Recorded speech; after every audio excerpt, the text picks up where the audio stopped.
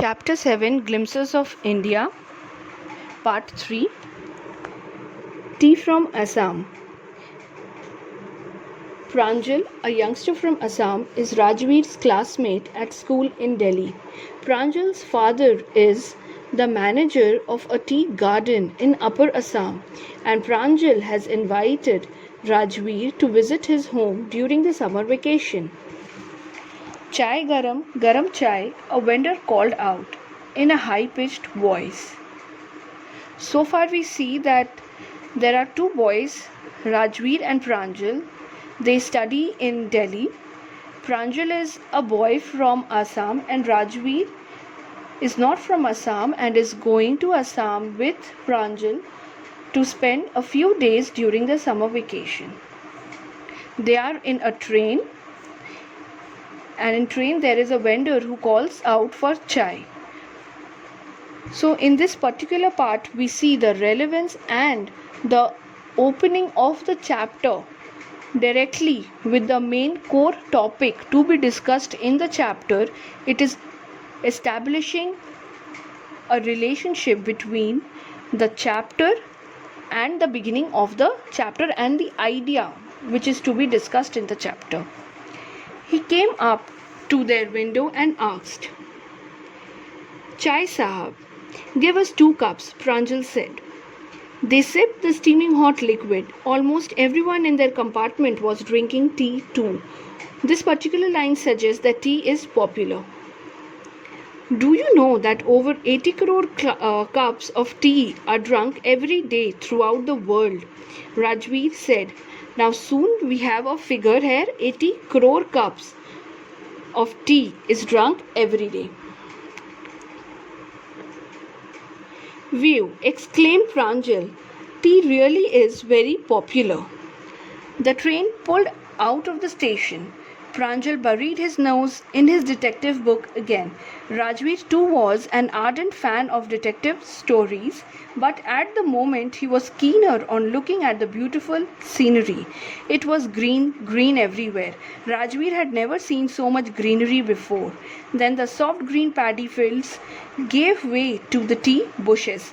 So the entire scenery was something new for him. For Rajveer, the greenery outside the train was something new, but for Pranjal that was something which was very natural. And thus Pranjal was not at all interested in the scenery outside but interested in his detective book. It was a magnificent view against the backdrop of densely wooded hills. A sea of tea bushes stretched as far as the eye could see. So this is a comparison to the view, comparison of the view to the sea. When we witness a huge ocean or a sea, we do not see any end to that water body, and therefore it is just a vast expanse. So here the paddy field expanse is also compared to the vast expanse of that never-ending ocean end. Dwarfing the tiny tea plants were tall sturdy shade trees, and amidst the orderly rows of bushes busily moving doll-like figures. So there were tiny plants everywhere, and just behind, it means framing the backdrop of that, was the tall trees. There were many tall trees among those orderly arranged bushes, which while moving in a train they look like little miniature dolls. In the distance was an ugly building with smoke billowing out of tall chimneys. This building is said to be ugly. Why? Because because the building and the smoke coming out of the building chimney is actually creating an ugly atmosphere. It is disturbing the serenity and the greenery of the place around, and therefore it has been called ugly. "Hey, a tea garden!" Rajveer cried excitedly.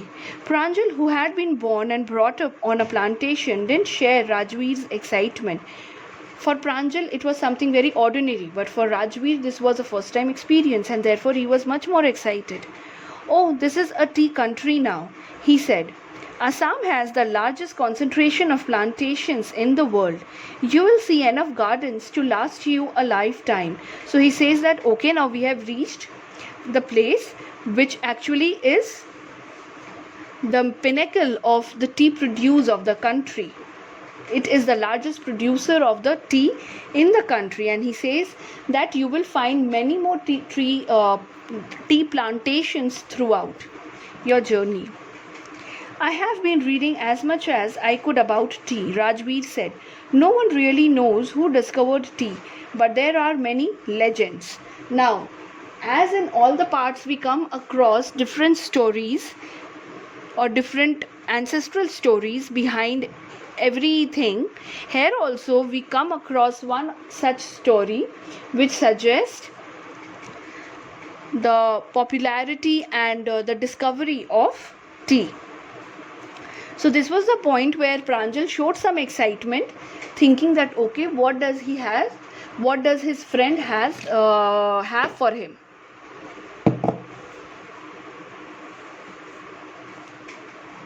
What legends? So this was Pranjal's reply.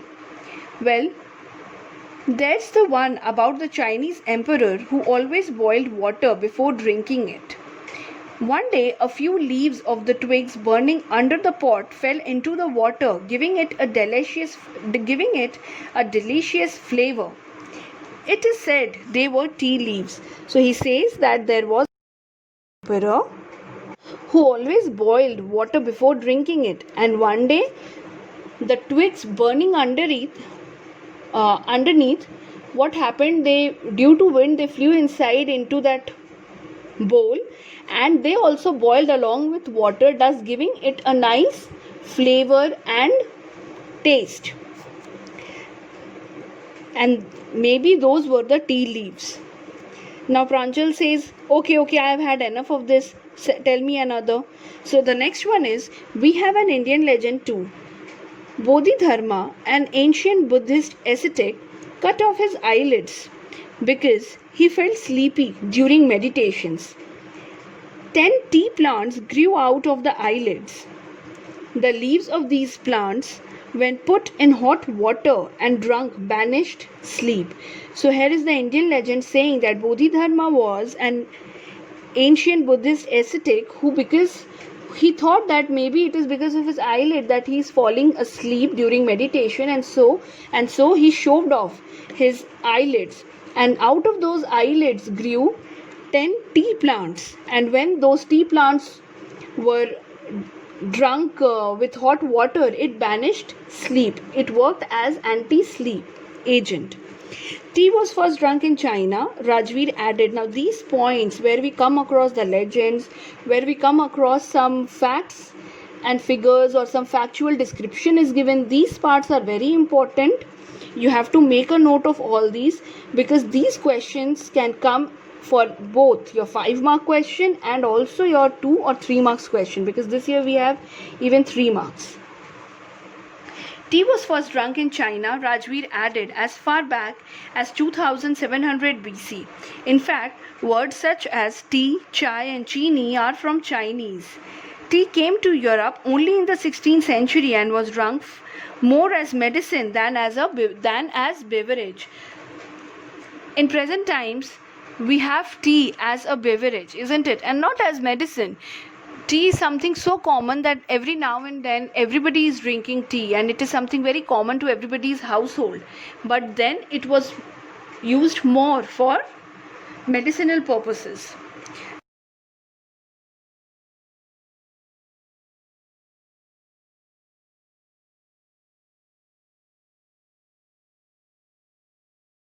Down the train at Mariani Junction. Pranjal's parents were waiting for them. Soon they were driving towards Bari, the tea garden managed by Pranjal's father. An hour later, the car veered sharply off the main road. They crossed a cattle bridge and entered Bari tea estate. Now, as we all know that tea estates are always in outskirts of the city, so this again is an outskirt which is being talked about. On both sides of the gravel road were acre upon acre of tea bushes, all neatly pruned to the same height. So all the tea bushes were all cut into the same height from the top for the better growth of the tea leaves. Groups of tea pluckers with bamboo baskets on their backs, wearing plastic aprons, were plucking the newly sprouted leaves. Pranjal's father slowed down to allow a tractor pulling a trailer load of tea leaves to pass. So the regular work was going on and they were moving ahead. This is the second flush or sprouting period, isn't it, Mr. Barua? Rajveer asked. It lasts from May to July and yields the best tea. So here Rajveer so far has done some research work on tea leaves, on Assam, on origin and discovery of tea, and therefore he now knows. And seeing that load on the tractor, he was able to understand that this is a huge produce, and therefore he says that this is the best sprouting period, isn't it? You seem to have done your homework before coming, Pranjal's father said in surprise.